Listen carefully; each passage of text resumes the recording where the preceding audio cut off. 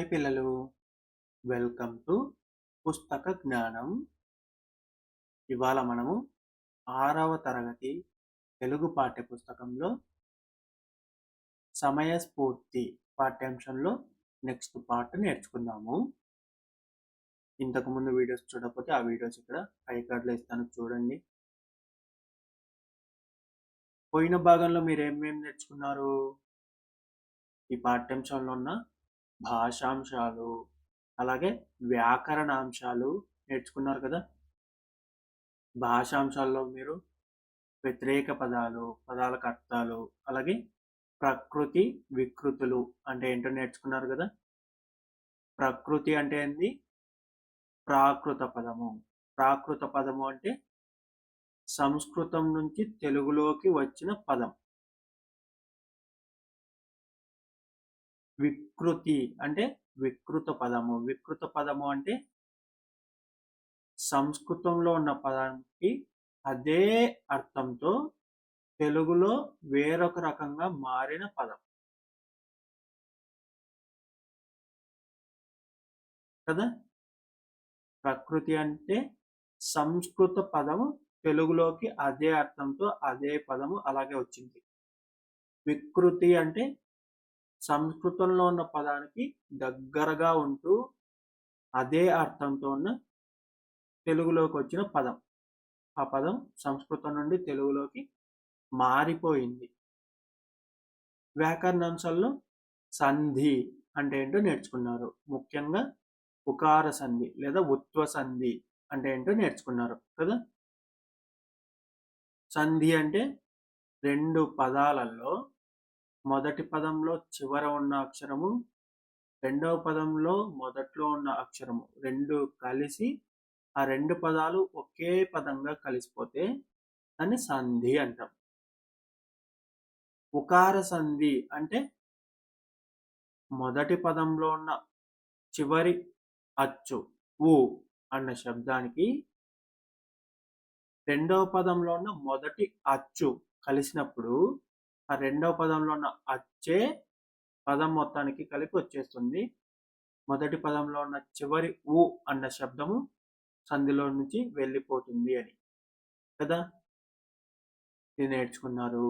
అలాగే ఇక్కడున్న పదాలని మీరు విడదీసి రాశారు, దాని తర్వాత కిందున్న పదాలని కలిపి రాశారు. అలాగే పాఠంలో ఉన్న ఉత్వ సంధికి సంబంధించిన సంధి పదాలు వెతికి రాయమన్నారు. రాశారా? పాఠ్యాంశం మొత్తంలో చూసి మీరు ఉకార సంధి లేదా ఉత్వ సంధికి సంబంధించి ఏమేం పదాలు ఉన్నాయి అన్నవి మీరు వెతికి రాయండి. మీకు చాలా పదాలు దొరుకుతాయి. అవన్నీ మీరు ఈ పాఠ్యాంశం మొత్తంలో వెతికి రాయండి. రాయకపోతే ఆ తర్వాత మీరు అంతకుముందు పాఠ్యాంశంలో నేర్చుకున్నవి అక్షరమాలలో ఉన్న వివిధ రకాల వర్గాలు నేర్చుకున్నారు కదా. ఆ వర్గాలకు సంబంధించి ఇక్కడ మీరు చేయవలసిన ప్రశ్నలన్నిటికీ సమాధానాలు చేశారు కదా. చేయకపోతే ఆ వీడియో చూసి మళ్ళీ ఆ ప్రశ్నలన్నీ చేసేసి తర్వాత ఈ వీడియో చూడండి.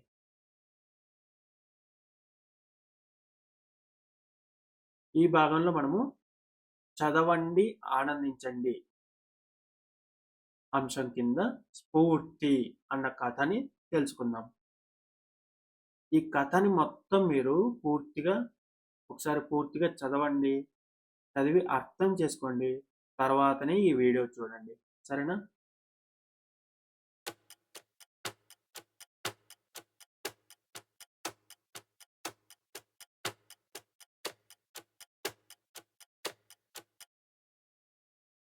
చదివారు కదా మీరు సొంతంగా ఈ కథని మొత్తాన్ని.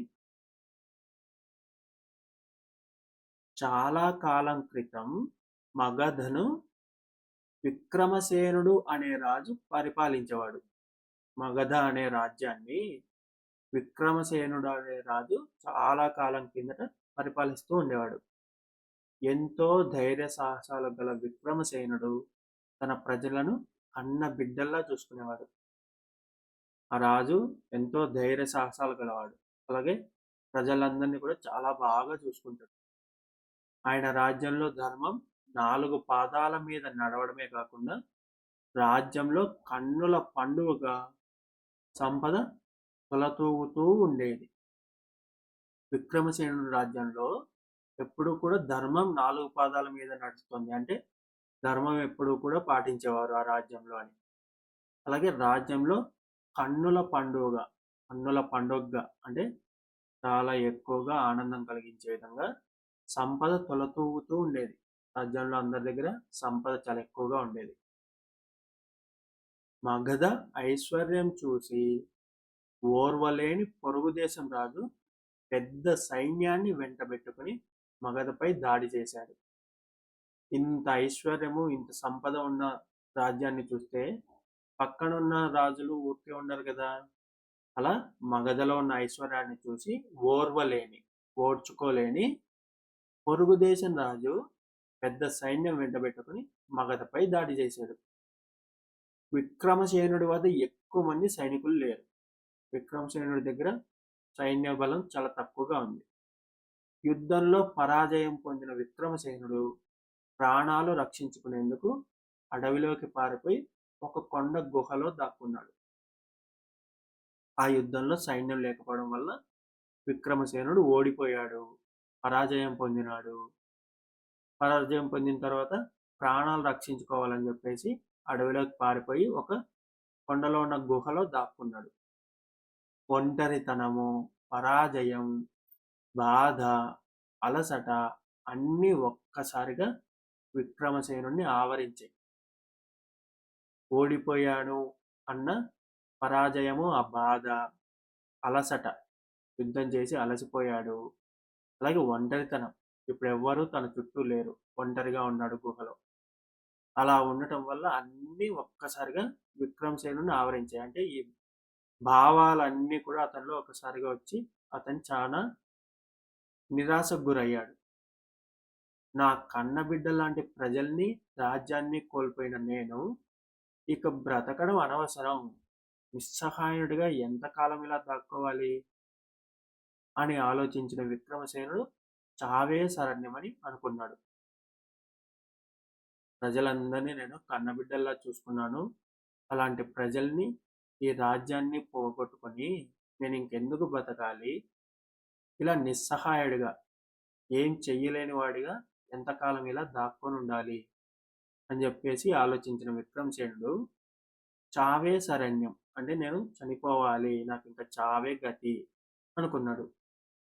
ప్రాణాలు ఎలా తీసుకోవాలా అని ఆలోచిస్తున్న సమయంలో అతనికి ఒక దృశ్యం కంటపడింది. ఏ విధంగా చనిపోవాలి అని ఆలోచిస్తూ ఉంటే అతనికి ఒక దృశ్యం కనిపించింది. ఏంటి? ఒక చిన్న సాలీడు గుహ పైభాగంలో గూడు అల్లుకోవడానికి ప్రయత్నం చేస్తోంది. ఒక చిన్న సాలీడు పురుగు ఆయన ఉన్న గుహలో గూడు అల్లుకోవడానికి పైన ప్రయత్నం చేస్తూ ఉంది. సాలీడు పైకి పాకే కొద్దీ దాని నుండి వచ్చే దారం తెగి అది కిందకి పడిపోతూ ఉంది. సాలీడు అంటే తెలుసు కదా, దాని నుంచి దారం వస్తూ ఉంటుంది. అది ఆ దారంతో గూడు అల్లుకోవాలని ప్రయత్నిస్తుంటే అది పైకి ఎక్కుతుంటే ఆ దారం తెగిపోతూ మళ్ళీ కిందికి పడిపోతుంది. అయినా సాలీడు తన ప్రయత్నాన్ని కొనసాగిస్తూనే ఉంది. సాలీడు మాత్రం కింద ఎన్నిసార్లు పడిపోయినా సరే అది మళ్ళీ ప్రయత్నిస్తూనే ఉంది. ఎన్నో మార్లు ప్రయత్నించగా చివరికి సాలీడు విజయవంతంగా పైకి ఎగబాకి గూడును అల్లటం పూర్తి చేయగలిగింది. ఎన్నోసార్లు అట్లా కిందకు పడిపోతూ మళ్ళీ పైకెక్కుతూ, కిందకు పడిపోతూ పైకెక్కుతూ, అది ప్రయత్నం మాత్రం వదిలిపెట్టలేదు.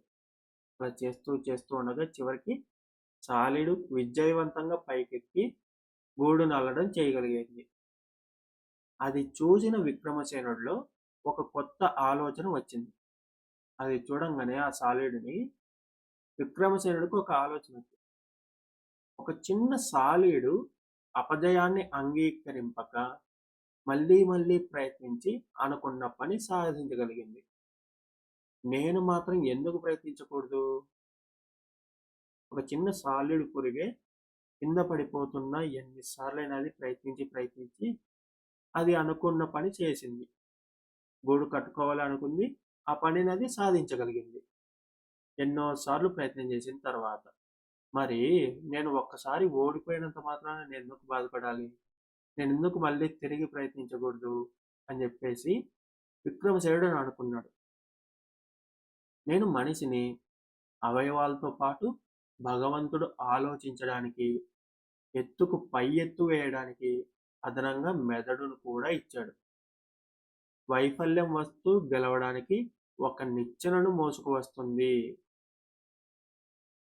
నేను మనిషిని, నాకు కాళ్ళు చేతులు బలంగా ఆరోగ్యంగా ఉన్నాయి. అంతేకాకుండా దేవుడు నాకు ఆలోచించడానికి, యుద్ధంలో ఎత్తుకు పై ఎత్తు వేసి గెలవడానికి కావాల్సిన మెదడును కూడా ఇచ్చాడు. మరి నేను ఎందుకు ఇలా ఉండాలి? వైఫల్యం వస్తూ అంటే ఓటమి వస్తూ గెలవడానికి ఒక నిచ్చెనను మోసుకొస్తుంది. అంటే మనం గెలవడానికి కావాల్సిన మార్గాన్ని అది నేర్పిస్తుంది. ఓడిపోతున్నాము అంటే అర్థము మనం ఏదో తప్పు చేస్తున్నాము అని. ఆ తప్పేంటో మనం తెలుసుకొని అర్థం చేసుకొని ఆ తప్పు తిరిగి జరగకుండా చూసుకుంటే ఆ తప్పు జరగకపోవడం వల్ల మళ్ళీ మనం గెలవడానికి ఒక అవకాశం పెరుగుతుంది కదా. అంటే ఓటమి పాలైనా సరే దాన్ని ఆపకుండా ఎక్కడ తప్పు జరిగిందో తెలుసుకుని గెలుపుకు ఇంకొంచెం దగ్గర అవుతాం.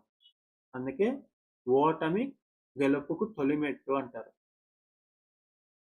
ఇలాగా ఓటమి వస్తూ వస్తూ నాకు నిచ్చెన మోసుకొస్తుంది. నేను ఎక్కడెక్కడ తప్పులు చేస్తున్నానో నాకు ఓటమి తెలుపుతుంది కదా అని ఇలా ఆలోచించిన విక్రమసేనుడిలో నిరాశ నిస్పృహలు పటాపంచలైపోయాయి.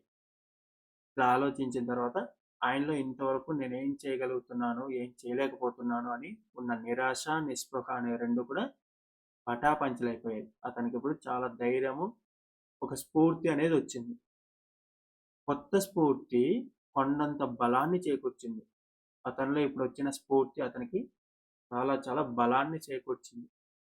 ఎప్పుడు కూడా మన మనసులో ఏ విధంగా మనం భావిస్తూ ఉంటామో బయటకు కూడా అలాగే ఉండగలం.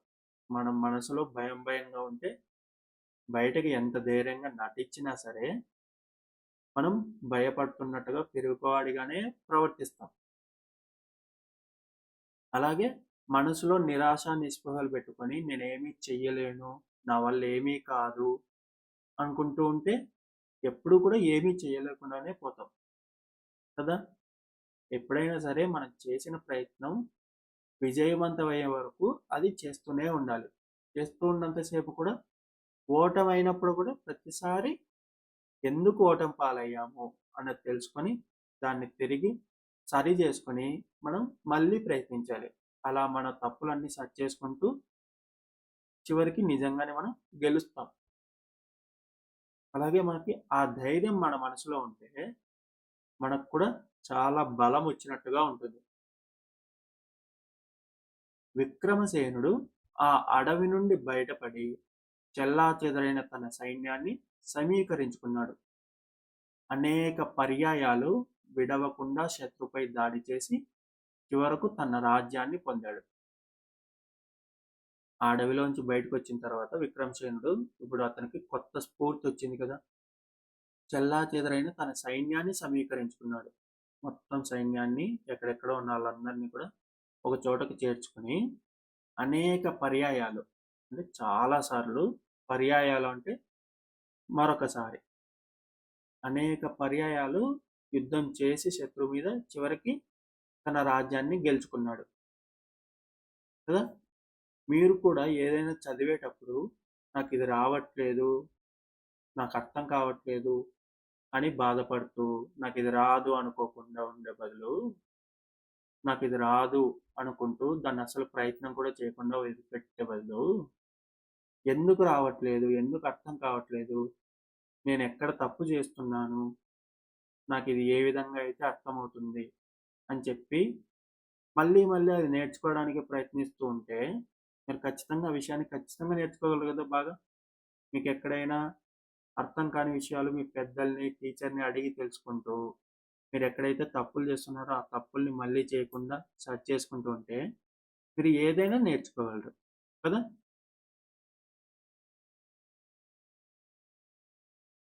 చదివారు కదా నాతో పాటు ఈ స్ఫూర్తి అన్న కథ మొత్తాన్ని.